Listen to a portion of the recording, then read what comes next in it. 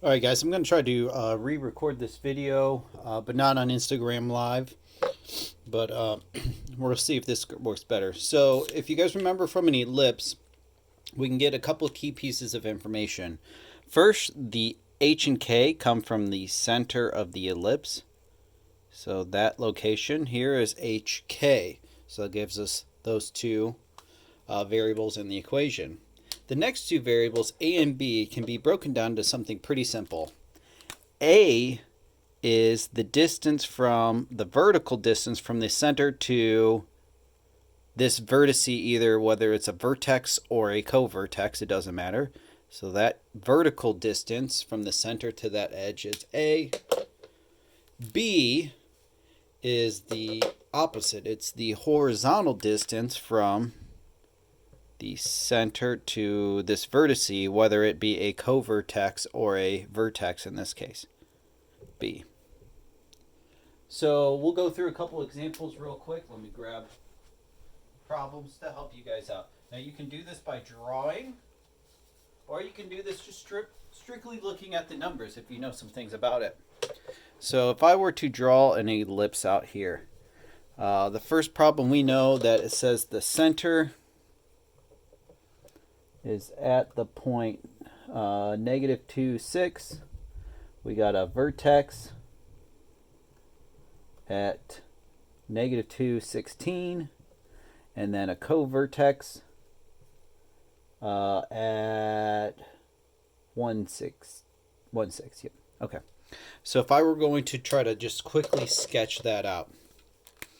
Alrighty, I'm going to just go over here.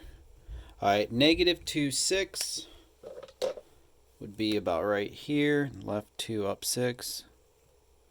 The other co-vertex is at -2, 16, so up way higher.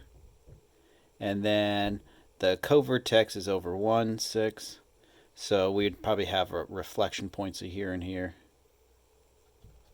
We'd get the nice number. Hey, Belle, what's up? I need because I can't know which one goes to the right puzzle. Oh, you need help? Are you doing your dinosaur puzzles downstairs? Yeah. Take a look at the back. All the square pieces go with the square pieces. So flip the pieces over and then sort them out that way, okay? I can't do it. Alright, I got 2 more problems. I'll help you out.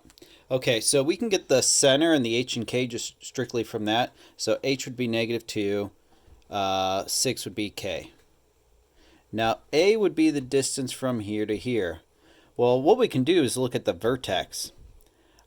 Since they match up with the y, remember A is the vertical, or vertical is always associated with the y difference. What's the distance, or what's the difference between 6 and 16? That would be 10. And then we can use the co-vertex to figure out the B. Now if we look at both of the y's the same, we're going to look at what's the difference between -2 to 1. How far apart is that? That's 3 apart. 3. So if you just look at the center to get the H and K, then use the vertex or co-vertex to find A and B. A is the difference in y's, B is the difference in x's. So the next problem... Dad. Yeah, bud? I'm done. I got one more problem to do. Alright, let's write this stuff down. And we're just going to look at the points and not even graph them. So the center is at the point 3, -4. The vertex is at the point 4, -4. And the co-vertex is at the point... Oh wait, did I mess it up? It's at 8, -4. Dad. Yep. You can't put dirty clothes in my way. That's yuck. Those are not dirty clothes. Those are folded up, and those need to go in your dresser, mister. Alright, let's make a list here of H, K, A, and B. Yes, sir. You just can't take those away from me. Alright, I'm going to do an experiment here, too. Alrighty. So, here we go. H is 3.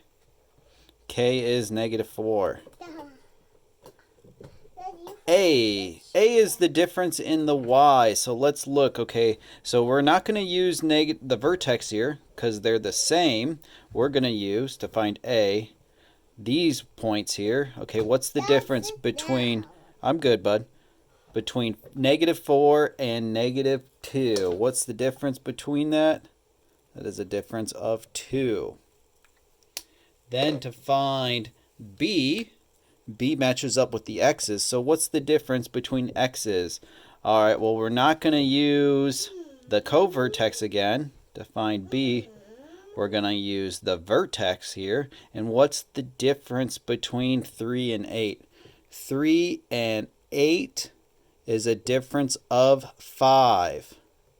It's a difference of 5, the number 5. Not 6, but 5. Seeing if anybody just skips through the videos and looks at the answers at the end. Best of luck.